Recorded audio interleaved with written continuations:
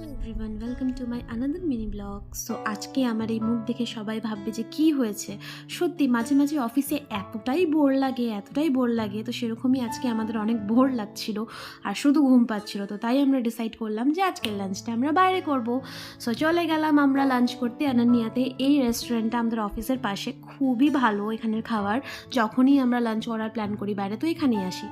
So এবার আমরা decide করছিলাম যে কি খাবো। এটা একটা সত্যি বড় কাজ যে কি খাবো। সো আমরা অর্ডার করলাম ক্রিসপি চিলি বেবিকর্ন। এখানেরটা ট্রাই করা হয়নি কখনো, সো ভাবলাম ওটাই নিয়ে নিই। আর মাশরুমের কিছু আইটেম অর্ডার করেছিলাম, সেলফিও তোলা হয়ে গেল।